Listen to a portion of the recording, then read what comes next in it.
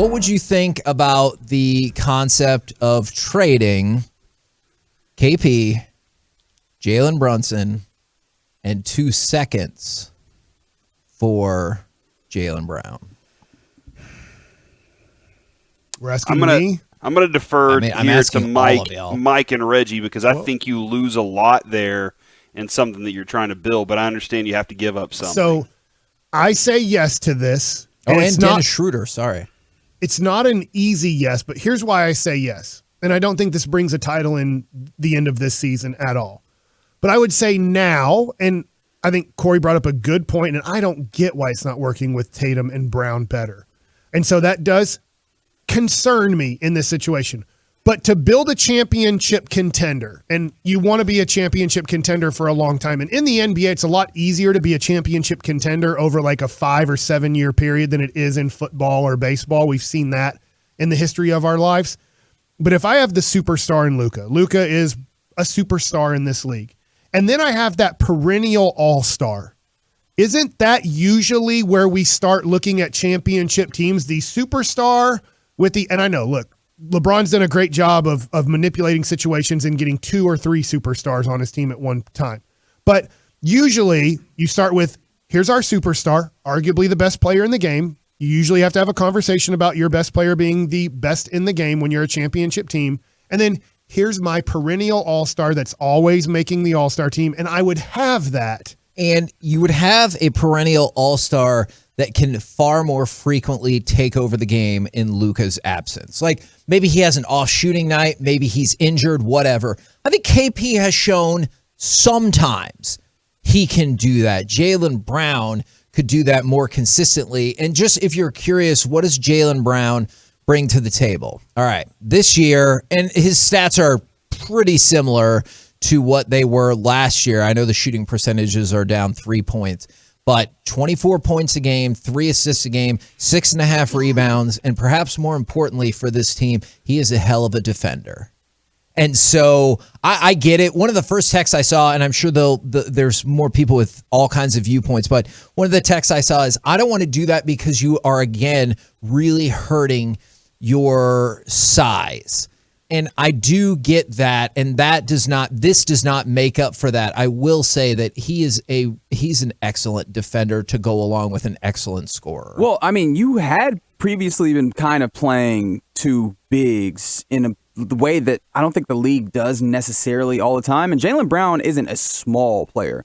He's a 6'6" small forward, right? Like, I think that you could easily slide him into your starting lineup as it currently exists and have Dorian Finney-Smith basically exist as the 4 and Maxi Kleber exists as the 5. Of course, you're not a giant team, but you are kind of this long, switchy team in that instance. So I don't know that obviously you're not going to have that center position held down, but I don't think you'll be as small as you think you would be. And the draft compensation is, look, I get it. It's essentially nothing. Like, I understand Tyrell Terry. Yeah, and I know that good players are found in the second round. It just seems like they're not found by us. Yeah. And there's probably, I'm sure there's many other teams that are not found by either. But 2 second-round picks doesn't feel like it particularly hurts. Yeah.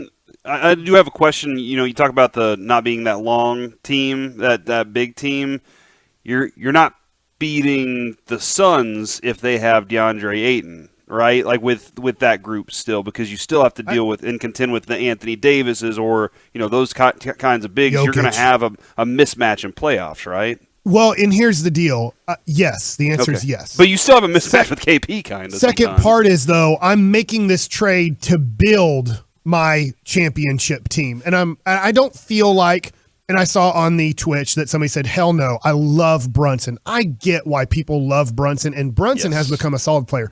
Brunson's still not a top 50 player in this league and will probably never be a top 50 player in this league. So you'd be trading a dude who's probably entered the top 100 players in the NBA list in Jalen Brunson this year, because I'm going to give him a lot of credit for what he's in done. The top 100, yeah. And then you're trading a dude who somewhere fits between player 30 and 50 in the NBA in Porzingis for a dude who's a top 25 player in the league. So now Mark Cuban said he will never trade like Porzingis to get depth. Because he's like, you never trade the best player to get. This is not a depth move. You would be trading to get the best player in the trade. And so, to Mark Cuban's own words, if this were to be presented, you would be getting the best player. And I don't think there's anybody in the NBA who says, and Porzingis is having a very good year, that would say, oh man, Porzingis is way better than Jaylen Brown. I think everybody'd say, hey, it's not far apart, but Jaylen Brown's the best player in this trade. So you'd be getting a better player. But to your point, Corey, you now have to make other moves over the next year or two, probably. I think that now you have the core of, as long as we keep Luka and he wants to stay here and Jaylen Brown wants to stay here, we have the core of a championship team, the superstar and the all-star. Those are the two toughest things to get. Now, how do we build over the next year or two the right pieces around, which I think Reggie can back this up. Somehow, the Celtics have had 3 years to do this with Tatum and Brown and have done about as bad as a job as you can building around those two. The Mavericks, have to do a much better job than Boston has of building around Tatum and Brown, building around Luka and Brown. Yeah, and I think the one concern that you might have is that some of the hesitancy that the Celtics management has had in the past to like make deals and make moves in order to make that build around, the Mavs have kind of exhibited in some ways. But yeah, I do think you're right, Mike. You'd be trading for the better player. Also, I think that we have to consider the cap implications of this. Jalen Brunson is a guy who is going to have to get paid this summer. And supposedly the Mavs don't want to pay him. And I believe that the number that I originally saw, I don't know if it's still the case. Obviously, we're not privy to all of that, but was 4 for 84. 4 for 80. Okay. Which would be 20 a year. And you're already giving Kristaps Porzingis a lot of money in that same realm. I don't remember exactly the number. Mike, do you remember? It's like making like $33 million approximately. Right. So you're taking that production. Obviously, there's a slight step back when you consider both of their productions together. But Jaylen Brown is under contract for 2 more seasons after this one at approximately $26 million a year. So at that place, you are really opening up some of that, and maybe not opening up because, again, cap consideration you have to consider the whole team. But you are now kind of condensing that cap number to what you have there. And you're still getting a pretty good amount of production and, as Mike said, the best player in the deal. Yeah, and it's 31.6 right now for Porzingis this year. The next year is 33.8, and then in 2023-24, he has a player option at $36 million, which he will probably exercise. Yeah, and for Brown, it's 26 and 28 in the ensuing years. Yeah. So like we can all agree that's a player we would make a move like that for.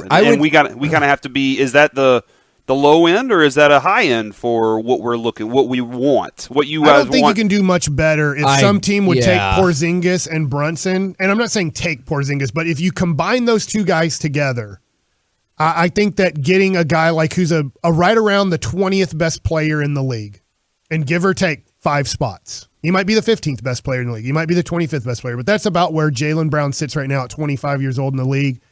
I don't think you can do much better.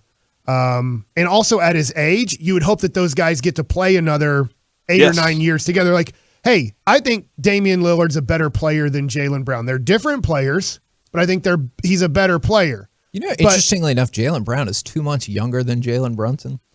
Yeah, because the 4 years to 1 year. You're kidding me. No. Yeah. This is awesome. So there are players that might be and I'm not saying Damian Lillard is available, but when you trade for a Damian Lillard, you're like, hey, we have to now, if we just traded these two guys, how do we build this around the next year or two? Because Damian Lillard is getting to the point where he might be getting closer to out of his prime. Yeah. Yeah. Where you'd have you'd have Brown entering his prime at 25, 26, and you'd hope that Luka can keep getting better and is 2 or 3 years away from even entering his prime. I know for some people the price seems really high on this. I actually do not think this price is that high. And if this was the deal that was actually constructed, I'll do it for sure.